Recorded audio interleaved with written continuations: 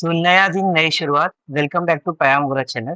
जैसे हमने प्रॉमिस किया था आप सभी से कि हम सारे फार्मेसिस्ट एग्जाम के लिए एक सीरीज लाएंगे। हमने वो लाई है, इसका नाम है जूरी प्रूडेंस मेड इजी। ऐसे ही हर सब्जेक्ट की एक सीरीज रहेगी, फार्माकोलॉजी मेड इजी। इसमें आप सारे फार्मेसिस्ट एग्जाम को हमने टारगेट किया है। जो जो इम्पोर्टेंट टॉपिक्स होते हैं उनके बेस से जाके हमने एकदम छोटे छोटे नोट्स बना के आपको प्रेजेंट करेंगे और आपकी हेल्प करेंगे।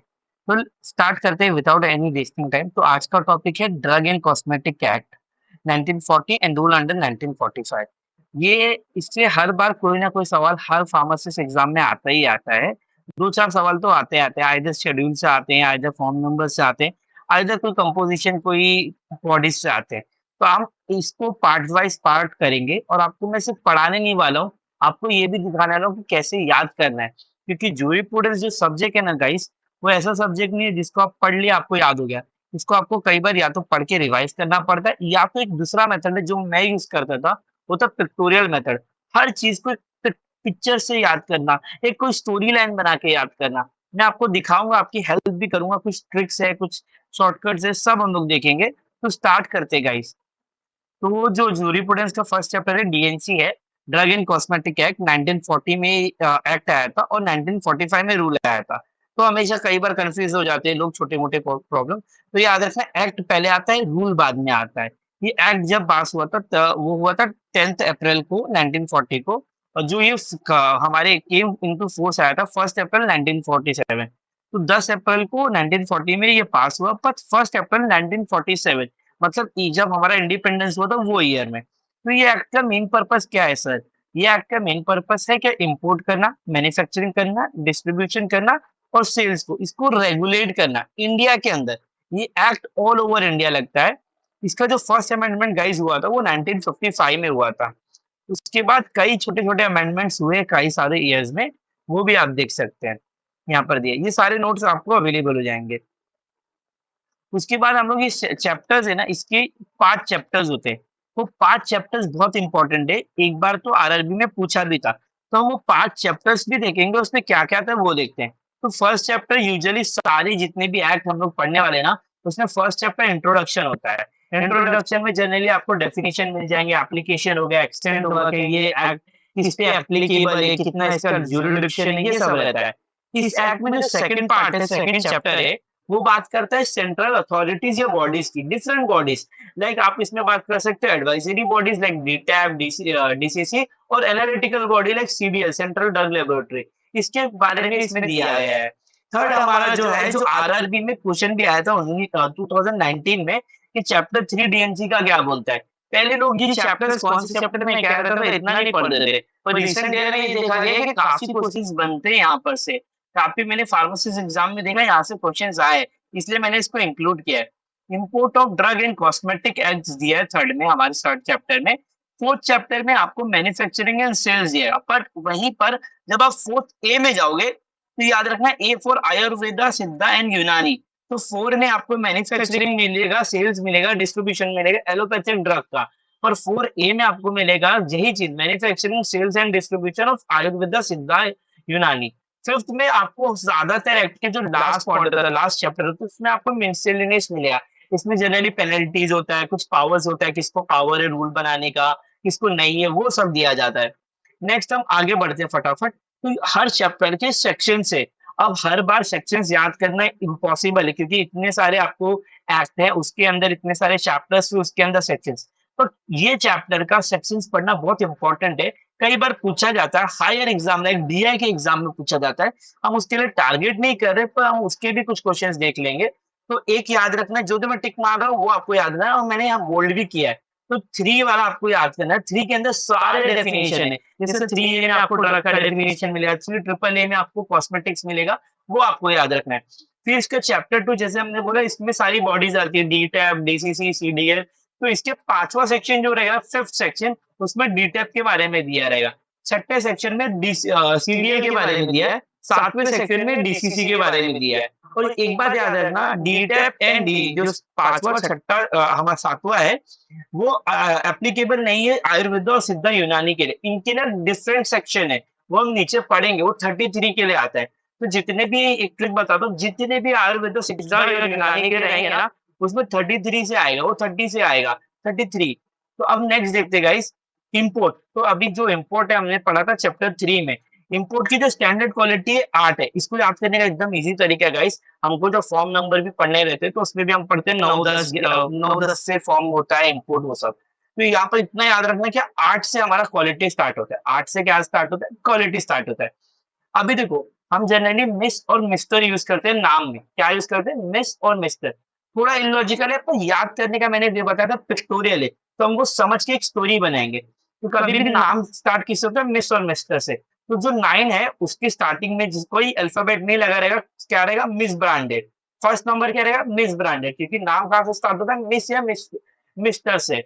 देन क्या होता है? 9 ए। ए से आपको याद रखना है अडल्टरेटेड। अडल्टरेटेड ड्रग की बात कर रहे हैं। अभी तक हम सिर्फ ड्रग की बात कर रहे हैं, कॉस्मेटिक की बात नहीं, याद रखना। फिर हम करेंगे 9 बी। बी, अभी देखो बी ना, थोड़ा-थोड़ा आप देखोगे ना, अगर बी का नीचे का पार्ट हटा हुआ तो थोड़ा-थोड़ा पी दिखता है। तो 9 बी से याद रखना है हम स्पूरियस ड्रग की बात कर रहे हैं। हम किसकी बात कर रहे हैं? स्पूरियस ड्रग की। ओके, अब देखो सी आ गया।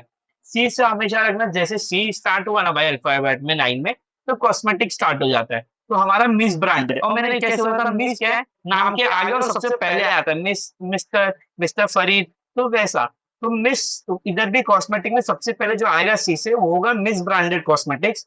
फिर 9 डी से, अभी देखो मैंने वहां पर बताया कि बी थोड़ा सा पी की तरह दिखता है, वैसे तो डी भी थोड़ा पी दिखता है।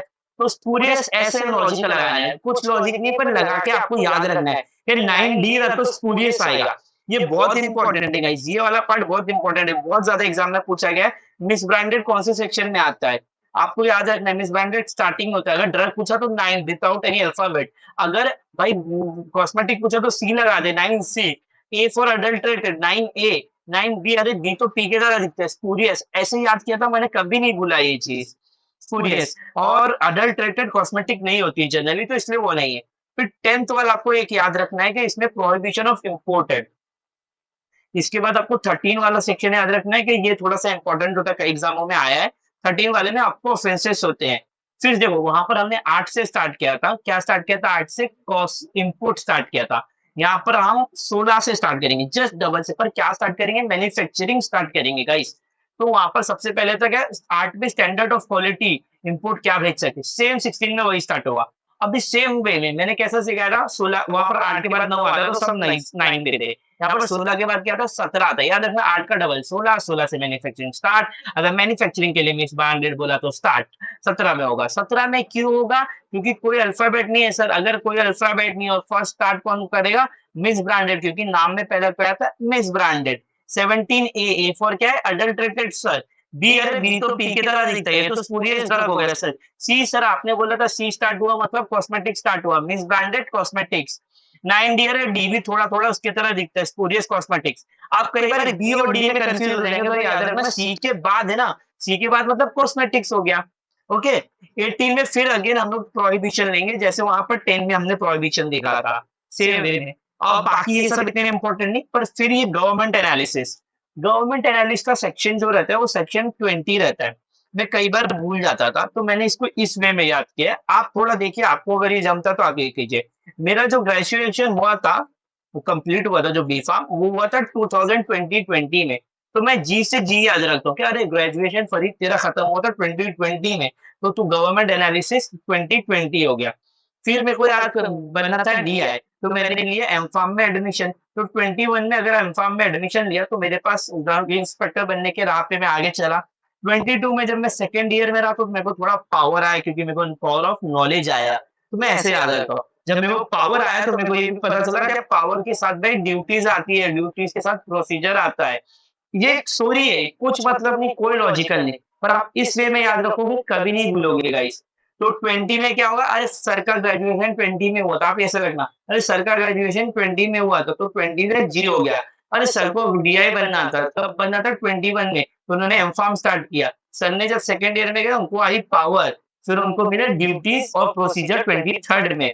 जब उनको फैमिली ड्यूटी, एम फार्म खत्म हुआ, फैमिली ड्यूटीज और वो सब करना पड़ा, काम का काम, तो वहां से ड्यूटी स्टार्ट हुआ। मैं ऐसे वे में याद क्यों, मुझे कभी नहीं भूला मैंने।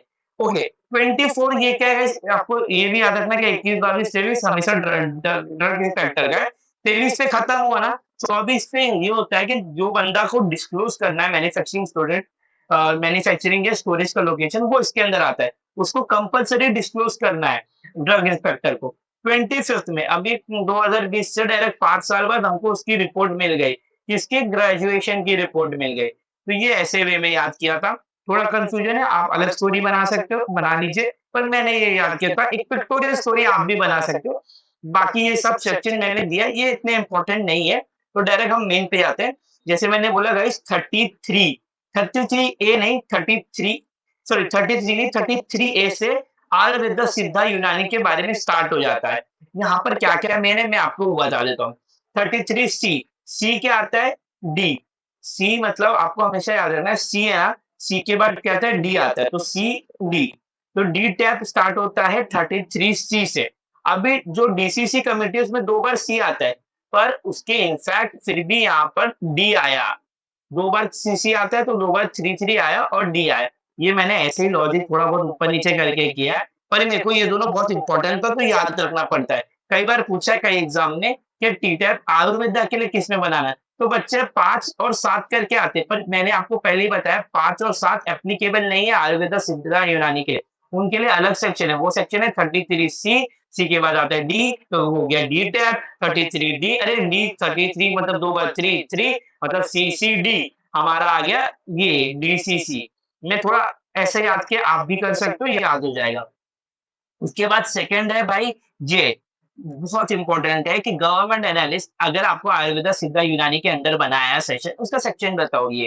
तो ये है 33 एफ और ये है 33 जी। तो ये चीज़ मैंने कैसे याद रखा, वहाँ तो मैंने 21, 22, 20 आपको बताया। यहाँ पर मैंने बहुत सिंपल रखा कि जो एनालिस्ट, गवर्नमेंट एनालिस्ट क्या करते हैं? फ्रॉड पकड़ते हैं। क्या पकड़ते हैं? फ्रॉड पकड़ते हैं। एनालिस्ट करते हैं ना, कोई किसी ने मिलावट की, कुछ की तो फ्रॉड पकड़ते हैं। तो 33 एफ ड्रग इंस्पेक्टर क्या होता है? जीनियस होता है। कोई बंदा ड्रग इंस्पेक्टर बना वो जीनियस होता है। तो जी 33 जी। इसके अलावा और भी लॉज़ है, एक बार आप गो थ्रू कर सकते हैं, आपको चाहना है मैंने आपको इम्पोर्टेंट बता दिए जो काफ़ी बार पूछे जाते हैं। अब हम लोग ना स्टैट्यूटरी बॉडीज़ के बारे में पढ़ेंगे, जितनी भी बॉडीज़ हैं हमारी। तो एक तो सबसे इम्पोर्टेंट बॉडी है डीटैप, बहुत ज़्यादा इम्पोर्टेंट है, इसकी कंपोज़िशन से बहुत क्वेश्चन पूछते हैं। कई बार क्वेश्चन पूछा है ये कौन से सेक्शन में आता है, मैंने आपको पहले ही बताया 5। एक रिवीजन आपसे पूछूँगा कि आयुर्वेदा, सिद्धा, यूनानी का डीटैप कहाँ पर आता है? ये कमेंट में आंसर कर दीजिए आप, अभी पढ़ा है थोड़ी देर पहले। तो इसका कंपोज़िशन कैसा है इतना याद रखना है, इसमें 18 लोग होते हैं डी-टैप में। डी-टैप में कितने होते हैं? 18 लोग होते हैं। डी-टैप में कितने लोग होते हैं? 18 लोग होते हैं। इसमें जो 8 लोग हैं ना वो एक्स ऑफिशियो होते हैं। एक्स ऑफिशियो मतलब ऑफिस वाले लोग। उसमें फिर 5 लोग होते हैं नॉमिनेटेड और 5 लोग होते हैं इलेक्टेड। ओके? इतना याद रखना आप। 5 लोग होते हैं नॉमिनेटेड, 5 लोग होते हैं इलेक्टेड।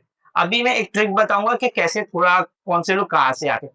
जो एक्स ऑफिशियो मैंने क्या बोला? जो ऑफिस वाले लोग हैं। तो सारे जितने भी डायरेक्टर्स हैं, सारे डायरेक्टर्स इसके अंदर आएँगे। सारे डायरेक्टर, ड्रग कंट्रोलर, प्रेसिडेंट इसमें आएँगे। जैसे director general of health service जो इनके चेयरमैन भी होते हैं, ये इम्पोर्टेंट है, 1-2 बार पूछा गया है कई छोटे-छोटे एग्ज़ाम में।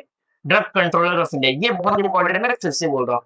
Director general of health services, आपको ये यही 4 एग्ज़ाम्पल दे देंगे। बोलेंगे कौन सा एक्स ऑफिशियो मेंबर चेयरमैन होता है? तो याद रखना director general of health services हमारे चेयरमैन होते हैं डीटैप के। फिर drug controller of India, CDL के जो डायरेक्टर होते हैं जो कोलकाता में बैठते हैं, और डायरेक्टर सीआरआई जो कसौली में बैठते हैं, वेटरनरी इज्जत नगर, ये वेटरनरी का कई बार याद नहीं रहता तो ये याद रखना है जो हमारे डॉग्स कैट्स होते हैं, जो जानवर हम पालते हैं वो इज्जत में रहते हैं तभी हम उनको पेट बनाते हैं, तो इज्जत नगर में डायरेक्ट ये ऐसे आप याद कर सकते हो। फिर पीसीआई और एनसीआई के प्रेसिडेंट दोनों यहाँ पर रहते हैं, और finally central drug research institute जो लखनऊ में लोकेटेड है। अब आता है नॉमिनेटेड में और इलेक्टेड में। अभी देखो एक चीज़ मैं आपको बताता हूँ, नॉमिनेटेड कौन बनता है, इलेक्टेड कौन बनता है? अगर आप थोड़ा-सा ये दिमाग जुगाड़ लगा लोगे ना, आप कभी नहीं भूलोगे कि अगर उन्होंने एग्ज़ाम में पूछा which of the following is nominated, which of the following is the elected member, आप कभी नहीं भूलोगे। तो जो इलेक्टेड लोग रहते हैं ना, वो ज़्यादातर इलेक्शन से पढ़े-लिखे होते हैं, वो ज़्यादातर इंस्टीट्यूट के पढ़े-लिखे होते हैं। जो नॉमिनेटेड लोग रहते हैं ना, वो ज़्यादातर गवर्नमेंट उनको नॉमिनेट कर देती है, भाई तू बन जा, तू बन जा, तू बन जा, ऐसा। तो नॉमिनेटेड में आपको 5 लोग हैं, तो ये रूल है 2-1-2 ऐसा। तो 2 लोग हमारे सेंट्रल गवर्नमेंट करते हैं नॉमिनेट, 1 एक गवर्नमेंट एनालिस्ट को करते हैं और 2 लोग फार्मास्यूटिकल इंडस्ट्री के रिप्रेजेंटेटिव होते हैं जिनको भी सेंट्रल गवर्नमेंट ही नॉमिनेट करती है। इलेक्टेड का मैंने बोला ज़्यादातर पढ़े-लिखे लोग, तो यहाँ पर पढ़े-लिखे लोग कौन है? हम जैसे टीचर्स, आप जैसे बच्चे, तो वन टीचर इन फार्मेसी वो पीसीआई एग्जीक्यूट करती है। अब पीसीआई आया तो एमसीआई भी करेगा, एमसीआई आया तो आईसीएमआर भी करेगा, जो हमारे फार्माकोविजिलेंस ये सब करते हैं मॉनिटरिंग। तो वहाँ का एक वन वन फार्माकोलॉजिस्ट आ गया। अब फार्माकोलॉजिस्ट आ गया तो इंडियन मेडिकल एसोसिएशन भी आएगा। ये इंडियन मेडिकल एसोसिएशन आ गया तो इंडियन फार्मास्यूटिकल एसोसिएशन भी आएगा।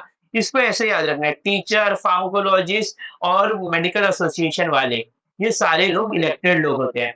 अब बात करते हैं सीडीएल की। सीडीएल सेक्शन 6 में आता है, मैंने अभी ऊपर भी बताया था सेक्शन 6 में आता है। इसको हेडक्वार्टर हमने जैसे बात कर लिया कोलकाता में है। इसके डायरेक्टर को सेंट्रल गवर्नमेंट अपॉइंट करती है। ये एक बार एक इंपॉर्टेंट क्वेश्चन बनता है, सेक्शन पूछ सकते हैं, ज़्यादा कभी पूछा नहीं गया है। इसके फंक्शन जैसे नाम ही इसका बता रहा है, ये ड्रग्स को जितने भी ड्रग्स हैं उनकी एनालिसिस करके आपको देगा, उनके सैंपल कहीं से भी भेजेंगे कोई भी कस्टम अथॉरिटीज़, तो वो करेगा ड्रग इंस्पेक्टर कस्टम अथॉरिटीज़, तो ये उनको टेस्टिंग करेंगे। इसके अलावा ये आम लोगों की भी टेस्टिंग कर सकते हैं बेस्ड ऑन रिक्वेस्ट। अब बात करते हैं डीसीसी। अब देखो इसको याद करने के मेंबर्स ना कई बार लोग भूल जाते हैं, तो इसको एकदम याद रखना। इसके नाम में कितने वर्ड है? 3 डीसीसी, 3 ही मेंबर इसमें रहते हैं। 2 सेंट्रल गवर्नमेंट, 1 सारे स्टेट। 3 मेंबर नहीं रहते, याद करने का तरीका है। मेंबर बहुत रहते हैं, हर स्टेट से एक बंदा है, ईच स्टेट। बच्चे भूल जाते हैं पर ईच स्टेट से बंदा आता है, तो काफ़ी मेंबर होते हैं, पर याद करने के लिए आप ऐसा रख सकते हो 3 वर्ड है तो 3 मेंबर है, डीसीसी। डी टैब में ऐसा नहीं करना, डी टैब में 18 लोग रहते हैं, जो लास्ट वाला बी है वो थोड़ा-सा 8 की तरह दिखता है। डीसीसी का काम क्या रहता है? ये कंसल्टेटिव कमिटी रहती है, ये डी टैब या सेंट्रल गवर्नमेंट को एडवाइस देती है कोई भी ड्रग के मैटर में, तो ये इसका बेसिकली काम होता है। अब बात करते हैं ड्रग इंस्पेक्टर की। अभी तक हम लोग ने वो सारी बॉडीज़ की बात की, जो एनालिसिस करती हैं, जो एडवाइस देती हैं। अब ड्रग इंस्पेक्टर एक ऐसा बॉडी है, जो ज़्यादातर कस्टम में और कस्टम के रिलेटेड वर्क करता है। तो जो है ये सेंट्रल और स्टेट दोनों अलॉट कर सकते हैं। हमने देखा ना कई बार सेंट्रल की वैकेंसी निकलती है जो यूपीएससी निकालता है, स्टेट की वैकेंसी पर्टिकुलर वो स्टेट निकालते हैं, एमपीएससी निकाल सकते हैं, मध्य प्रदेश में निकली थी, ओडिशा में निकली थी, तो दोनों निकाल सकते हैं। इसके लिए आपको क्या डिग्री चाहिए? आपको डिग्री चाहिए फार्मेसी में, फार्मास्यूटिकल साइंस में या मेडिसिन में। ये अर्लियर लगता था, अभी नहीं लगता, पर अभी भी वो एक्ट में दिया है तो आप पढ़ सकते हैं। 18 महीने का मैन्युफैक्चरिंग और का आपको एक्सपीरियंस चाहिए, 3 साल का सेल्स और इंस्पेक्शन का आपको वो चाहिए। अभी मैंने आपको पहले बता दिया ड्रग इंस्पेक्टर बनने के लिए 21 में एमकॉम किया मैंने, 22 में मेरे को पता चला इसकी पावर, 23 में मैं ड्यूटी के नीचे दब गया। तो वैसा मैंने याद किया, आप अपने वे से याद कर सकते हो, आप कोई और अपनी लाइफ का इवेंट इसमें लॉजिक लगा सकते हो कि मैंने जो हुआ वो याद कर सकते हो। सेम चीज़ देखो, 21 में अपॉइंट, 22 में पावर, 23 में ड्यूटी, 24 में क्या होता है वो आप बताएँगे मुझे। मैंने आपको बताया था 23 खत्म हो गए, 24 क्या होता है। इम्पोर्टेंट नहीं है पर काफ़ी बार पूछ सकते हैं, कभी तक पूछा नहीं गया पर पूछ सकते हैं। जैसे गवर्नमेंट एनालिसिस की बात किया तो मेरा ग्रेजुएशन हुआ था 20 में ही, और 20 में ही जी से आता है, तो जी गवर्नमेंट एनालिसिस मैंने ऐसा याद किया है। सेम वे में इसको भी सेंट्रल और स्टेट कर सकते हैं। इनका क्वालिफिकेशन हर बार चेंज होता है, ज्यादातर बीएससी एमएससी केमिस्ट होते हैं और कभी कई बार बायोटेक, अलग अलग फील्ड बहुत यूज रहता है, तो इनका कोई ऐसा क्वालिफिकेशन प्रिस्क्राइब नहीं, अलग अलग दिया जाता है वो रूल्स में। पावर इनका बेसिकली इनका जो काम होता है, पावर नहीं सॉरी ये होगा, इनका काम होता है एनालिसिस करना और रिपोर्ट करना। अब हम आ जाते हैं डेफिनेशंस पे। ये जो एक्ट है इसमें कई डेफिनेशंस है, बहुत सारे डेफिनेशन आप पढ़ने के लिए पढ़ते रह जाओगे, इतने डेफिनेशन है। मैं उनकी बात करूँगा जो एग्ज़ाम में पूछा है, घुमा-फिरा के पूछा है, उनकी बात। तो हम बात करेंगे पहले डेफिनेशन ऑफ ड्रग जो 3 बी में आता है, ड्रग का डेफिनेशन 3 बी में आता है, याद रखना। फिर हम बात करेंगे ये ऐसी all the medicine for internal external use in human being और animal. Substance used for diagnosis, treatment, mitigation or prevention. Substance used to destroy insect or causing treatment in human and animals. All component of drug including empty gelatin capsule. One of the most important thing कई बार पूछता है empty gelatin capsule क्या है? तो क्या वो drug है कि नहीं है? ये पूछा जा सकता है। भाई वो ड्रग है भाई। हम नीचे एग्जांपल्स भी देखेंगे। थोड़ा सा फास्ट जा रहा हूँ क्योंकि ये बहुत ज्यादा हम लोग को टॉपिक्स कवर करना है। हम लोग बहुत सारे एग्जाम के लिए कवर करेंगे। तो थोड़ा-सा फास्ट जा रहा हूँ, आपको फास्ट लग रहा है आप स्लो कर सकते हो, आपको स्लो लग रहा है आप फास्ट कर सकते हो, ओके? क्योंकि मेरे को बहुत सारे टॉपिक्स कवर करने हैं। तो देखो इसकी कैटेगरी में ड्रग की कैटेगरी में क्या कहता है थेराप्यूटिक सब्सटेंस हो सकते हैं, जो इंसान को ट्रीट कर सकते हैं like antibiotic, anti acid. Diagnostic substance हो सकती है, जैसे हमने पढ़ा डायग्नोस्टिक सब्सटेंस हो सकते हैं जो कोई डिजीज को डायग्नोस्टिक्स करने के लिए हो सकता है। मिटिगेट, रिड्यूस करता है, खत्म नहीं करता है कोई चीज को, आपको रिड्यूस करेगा। Like antipyretic pain killer, drug को कम करता है। प्रोफिलैक्टिक, कोई चीज से आपको बचा सकता है। आपके पास विटामिन की कमी है, आप विटामिन सप्लीमेंट ले लीजिए। आप वैक्सीन लगाए, आपको ये नहीं होगी कोई disease. Insecticide like mosquito repellent, ये सारे कैटेगरीज आ सकते हैं। और कुछ कंपोनेंट एक्सीपिएंट भी आ सकते हैं। लाइक जनरली हम एंटी जेनेटिक कैप्सूल को ड्रग में नहीं मानते, पर ये एक्ट के अंदर उसको माना है। हमें एक्ट पढ़ रहे हैं, हम ये डिबेट नहीं कर सकते ये ड्रग नहीं है सर, ये ड्रग है। वो बात की बात है, एक्ट में जो लिखा है वो है। डिस्टिल वाटर को भी एक्ट में एक्सीपिएंट नहीं माना है, ड्रग माना है। आगे बात करते हैं हम लोग थोड़ा। Mosquito repellent, water for injection, absorbent cotton, या empty gelatin capsule, distil water, Arjuna को भी इन्होंने ड्रग माना है। ये थोड़ा इंपॉर्टेंट है, कई एग्जाम में पूछा है। आईवी सॉल्यूशंस भी पूछा है। सैनिटरी पैड एंड बोरोलिन, मेरे ख्याल से बोरोलिन नहीं होगा, मैं एक बार इसको चेक करके बताता हूँ। Blood and bandage guys, Boroline नहीं है, वो कॉस्मेटिक्स में आता है। Sanitary pad, blood bandage, blood भी आता है, आपको इंपॉर्टेंट है, ब्लड भी ड्रग में आता है। अब हम लोग कॉस्मेटिक की बात करते हैं, तो कॉस्मेटिक क्या है? सेक्शन 3 है। मैं सेक्शन क्यों बार-बार फोकस कर रहा हूँ? कोई-कोई एग्जाम में सेक्शन पूछा है जो टफर पेपर बनाते हैं। तो मेरा क्या था, मैं ऐसा कुछ पढ़ाऊँ आपको जिसमें 90% चीजें कवर हो जाए। तो मैंने उठा-उठा के लाया। आप देखिए बहुत कंसाइज है, बहुत बुक से बहुत छोटा है, पर कोई टीचर से बहुत ज्यादा कॉम्प्रिहेंसिव किया है, तो वो ट्राई करते हैं हम लोग। तो कॉस्मेटिक क्या है? कोई भी ऐसा आर्टिकल जो रब करे, पोर करे, स्प्रिंकल करे, ह्यूमन बॉडी पे क्लींजिंग के पर्पस के, सफाई के लिए, जैसे साबुन, ब्यूटीफाइंग मतलब कोई तरीके से आपको खूबसूरत करना, लाइक पाउडर, कोई तरीका लाइक टेलकम पाउडर या कोई तरीका कॉम्पैक्ट पाउडर, प्रमोटिंग अट्रैक्टिवनेस कोई तरीका कलर, अल्टरिंग अपीयरेंस कोई ऐसा कुछ लगाना जैसे आप अपने आईब्रोज बड़े कर दो, कुछ नील्स बड़े कर दो, वो सारी चीजें कॉस्मेटिक में आते हैं। ये फोटो मैंने क्यों लगाया सर? क्योंकि कई एग्जाम में पूछा भाई गुड्डकू क्या है, गुड्डकू क्या है, गुड्डकू क्या है, इसको याद कर लो।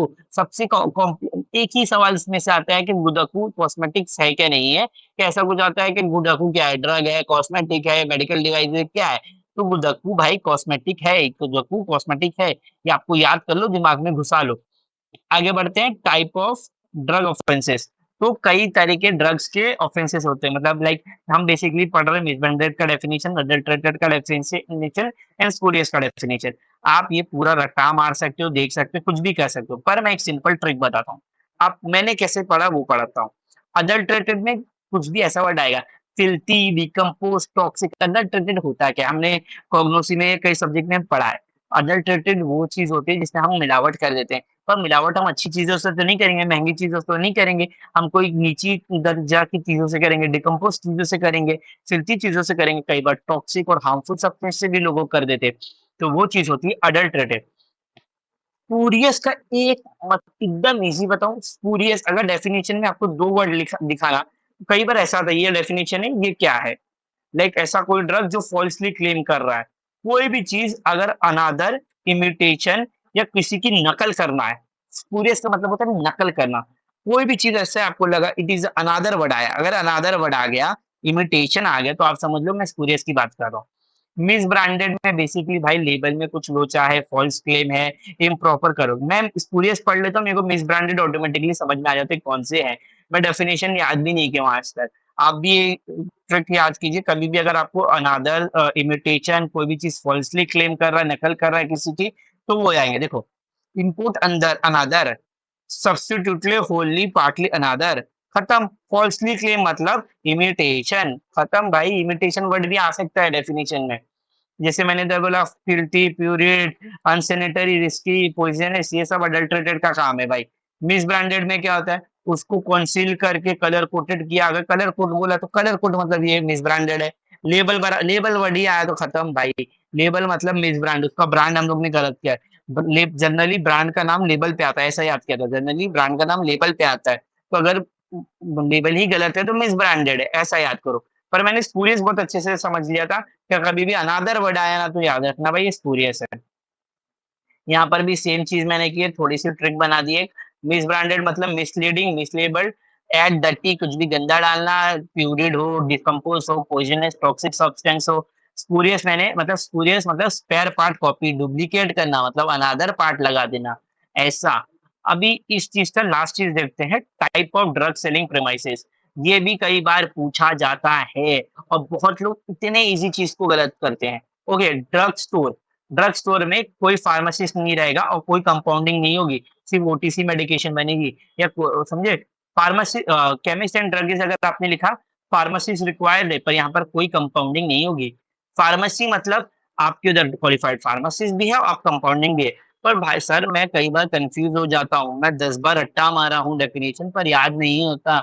मैं आपको बोलता हूँ कैसे याद करना है। अब ड्रग स्टोर सुनोगे तो बोलो डब्बा स्टोर पे भाई कोई फार्मासिस्ट नहीं खड़ा होता, समझे? वहाँ पर कंपाउंडिंग जब फार्मासिस्ट खड़ा ही नहीं है तो कंपाउंडिंग कौन करेगा? केमिस्ट एंड ड्रगिस्ट यहाँ पर फार्मासिस्ट खड़ा होता है क्योंकि केमिस्ट और डॉक्टर खड़े होते हैं, तो यहाँ पर केमिस्ट हम हैं, जो डॉक्टर के लिए खड़े हैं, CND याद रखना, केमिस्ट जो डॉक्टर के लिए खड़े हैं, तो हम खड़े हैं, फार्मासिस्ट है यहाँ पर भाई यहाँ पर तो कोई कंपाउंडिंग नहीं होगी, कंपाउंडिंग तो प्योरली फार्मेसी में होगी, फुल सर्विस मिलेगी और कंपाउंडिंग होगी। ये इसके रूल रेफरेंस है, ये अगर आप देखना चाहो तो देख सकते हो। मैंने जनरली कहीं इसके क्वेश्चंस नहीं देखे हैं, तो ये। इसके अलावा शेड्यूल्स के बारे में बहुत पूछा जाता है, तो हम लोग एक बार शेड्यूल्स भी देखेंगे इसमें अभी। शेड्यूल्स, तो ये शेड्यूल डीएमसी के अंदर जो आते हैं सारे शेड्यूल्स, वो काफ़ी एग्ज़ाम हैं, काफ़ी फार्मेसिस्ट एग्ज़ाम में ये बहुत बार पूछे गए, 2-3 सवाल भी आते हैं, कई बार उससे ज़्यादा आते हैं। तो ये काफ़ी इम्पोर्टेंट होता है, पर इसके साथ इश्यू क्या हो जाता है, बच्चे ये याद तो करते, कई बार रटते भी हैं, पर वो बार-बार भूल जाते हैं। आज जैसे मैंने अपने पुराने वीडियोज़ में भी कहा है कि हम एक पिक्टोरियल मेथड पढ़ेंगे, जूरिप्रूडेंस को रटना है, हमको स्टोरी वाइज़ पढ़ना है, हमको उसकी पिक्चर्स बना के पढ़नी है। वही हम तरीका यहाँ पर यूज़ करेंगे सारे शेड्यूल्स करने के लिए। ये 10 मिनट का वीडियो, इसमें आपको मैं सारे शेड्यूल्स पढ़ाऊँगा ही नहीं सिर्फ, आपको ट्रिक्स बताऊँगा कैसे याद रखना है। और ये ट्रिक्स अगर आप 2-3 बार देखोगे ना, मैं गारंटी देता हूँ आप लाइफ में कभी कोई शेड्यूल नहीं भूलोगे। तो स्टार्ट करते हैं विदाउट वेस्टिंग एनी टाइम। तो शेड्यूल देखते हैं हम एक-एक करके। तो शेड्यूल जो होते हैं ना गाइस डीएनसी एक्ट में तो 2 होते हैं। एक एक्ट के होता है, एक रूल्स के होते हैं। शेड्यूल जो एक्ट के होते हैं वो नंबर से रिप्रेजेंट करते हैं 1-2 ऐसा। तो जो एक्ट के शेड्यूल इसमें फर्स्ट शेड्यूल है, वो बताता है बुक्स के बारे में, जो आयुर्वेद सिद्ध यूनानी की बुक्स के अंदर इसके अंदर आती है। और सेकंड जो शेड्यूल है वो बताता है standard for import drug and those manufacture for sale. तो इसको याद कैसे करना, बहुत सिंपल ट्रिक मैंने बनाई थी अपने बी फार्म के टाइम पे, कि पहले हम जब डिप्लोमा पढ़ते बी फार्म पढ़ते तो हम लोग बुक पढ़ते हैं कोई भी। हम बुक पढ़ने के बाद उसको इम्पोर्ट करेंगे, ड्रग को मैन्युफैक्चर करेंगे, वो करेंगे। तो फर्स्ट शेड्यूल में हम लोग बुक पढ़ेंगे, सेकंड शेड्यूल में हम उसके बाद का काम मतलब इम्पोर्ट ड्रग करेंगे, मैन्युफैक्चर करेंगे और सेल्स करेंगे। तो एक्चुअली ये शेड्यूल में क्या बोला, स्टैंडर्ड्स पूछा है, स्टैंडर्ड्स फॉर इम्पोर्ट। तो इसमें basically IP, Indian pharmacopoeia, then British pharmacopoeia, ये सब आता है।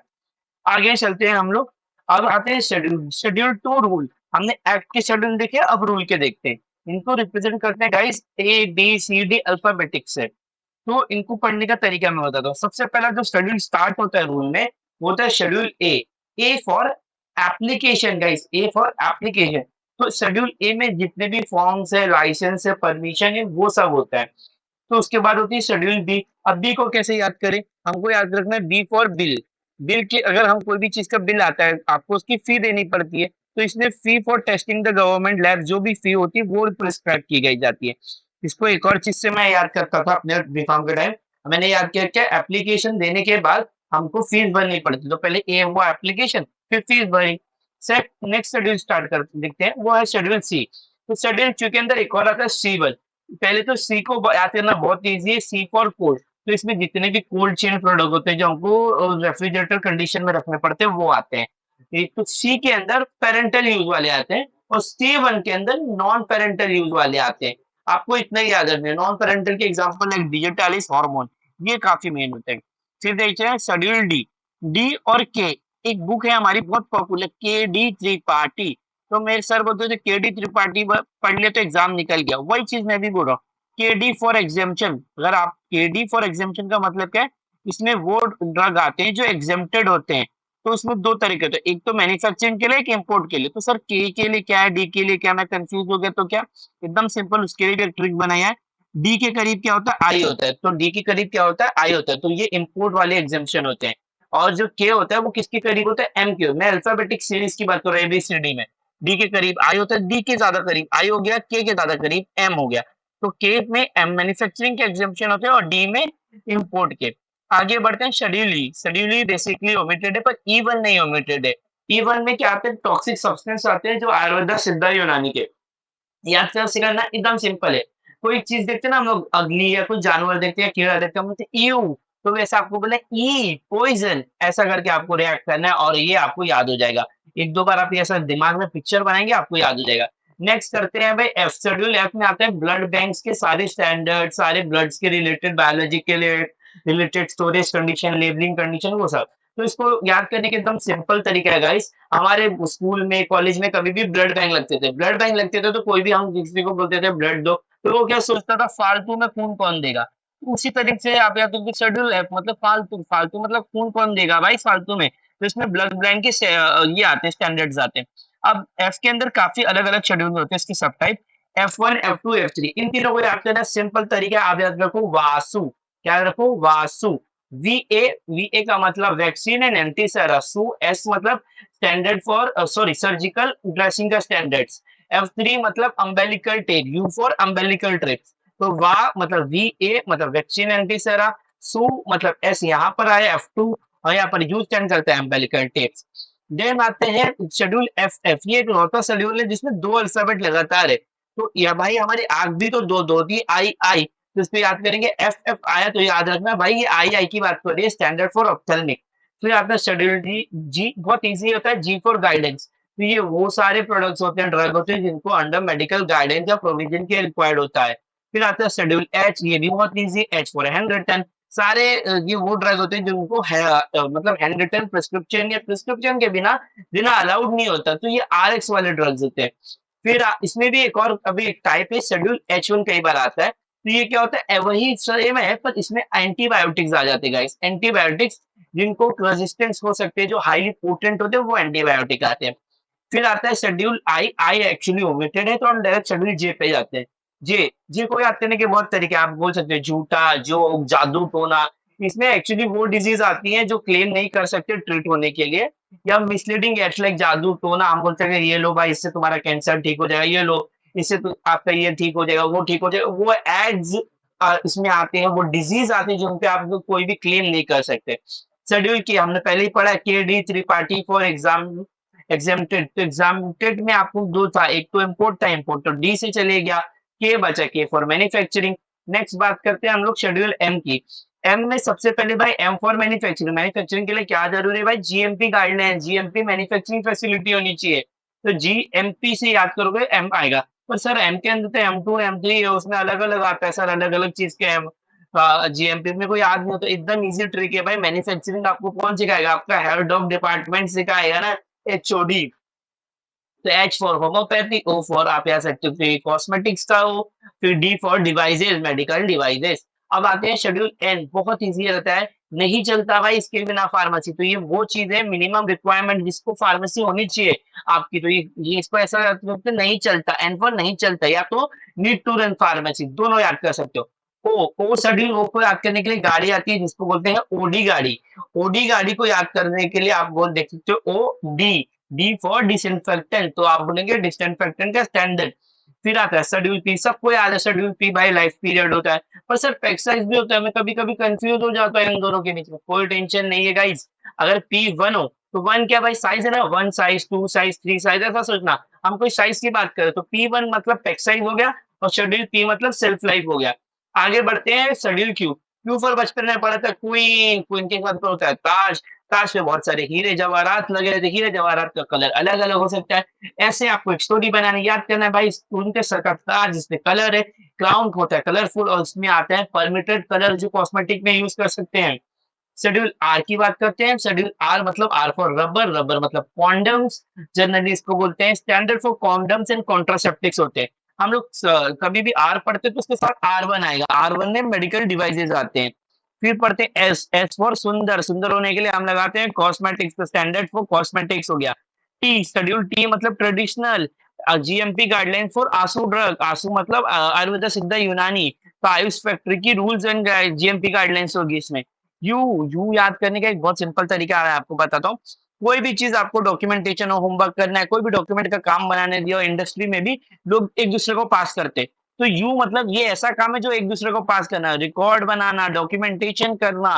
तो you are doing it. You are मतलब रिकॉर्ड बनाना, रिकॉर्ड फॉर ड्रग मैन्युफैक्चरिंग। इसमें एमएफआर, बीएमएफआर ये होता है। अगर यू1 की बात करें तो कॉस्मेटिक होता है। शेड्यूल वी बहुत ही वीआईपी ड्रग है भाई, क्योंकि ये तो पेटेंटेड होता है। वी से याद रखना, वीआईपी, पेटेंटेड, प्रीमियम, प्रोप्राइटरी, ये ड्रग्स होते हैं। शेड्यूल डब्ल्यू की बात करते हैं तो बहुत जेनेरिक बंदा है यार ये। कैसे याद रखें इसको? याद करते हैं गाड़ी के नाम से वैगनार। इसके जी को आप हाईलाइट ऐसे करके रखना, आप लिखोगे तो इसको ऐसे कर लेना, तो आपको याद रहेगा W for generic. Schedule x, x का सिंबल बहुत डेंजरस होता है भाई। तो जैसे आपने देखा होगा ये डेंजर वाला सिंबल रहता है, ये एक्स की तरह था, तो एक्स को ऐसे ही सोचने का डेंजर वाला सिंबल है भाई। तो इसमें आता है narcotic, psychotropic, highly control and dangerous drugs, याद रखना। Schedule by one of the last schedule होता है हमारा। तो सबसे लास्ट में क्या होता है, हम लोग ड्रग को डिस्कवर कर लेते हैं, उसका फॉर्मुलेशन बना लेते हैं, फिर हम लोग करते हैं उसकी क्लिनिकल ट्रायल्स। तो शेड्यूल बाय में होगा क्लिनिकल ट्रायल्स। इसी के साथ मैंने आपको सारे के सारे शेड्यूल्स गाइस खत्म करवा दिए हैं। आपको कोई डाउट रहेगा, कुछ रहेगा, आप कमेंट में पूछ सकते हो, अब डाल सकते हो। तो गाइस आज के लिए यहीं खत्म करते हैं। नेक्स्ट वीडियो में हम लोग इंपोर्ट्स, सेल्स, मैन्युफैक्चरिंग के फॉर्म्स के बारे में, उनके बारे में थोड़ी बहुत डिटेल देखेंगे, थोड़े स्पेशल प्रोविजंस देखेंगे और थोड़े दूसरे टॉपिक्स देखेंगे जो लाइक यूजुअली आते हैं। तो डीएनसी उसके साथ हम लोग खत्म कर देंगे, जो मेजर जितने टॉपिक्स है वो हो जाएगा। उसके बाद थर्ड जो वीडियो डालेंगे हम लोग, उसमें मैं ट्राई करूंगा 40-50 एमसीक्यू फ्रॉम डिफरेंट एग्जाम्स जो आए हैं, क्या जो बन सकती हैं, वो हम लोग ट्राई करेंगे और एक-एक का एक्सप्लेनेशन भी देखेंगे। इससे हट के भी थोड़े कुछ पूछेंगे। देखते हैं आप लोगों को कितना समझ में आएगा, आपको लेवल भी पता चलेगा। तो ऐसे ही हम लोग इस चैनल पे वीडियो डालते रहेंगे। ऐसे ही वीडियोस के लिए प्लीज लाइक कीजिए, सब्सक्राइब कीजिए। बेसिकली हमको आपको सपोर्ट मिलेगा तो हम भी देखेंगे कि और ज्यादा मोटिवेट होंगे वीडियो डालने के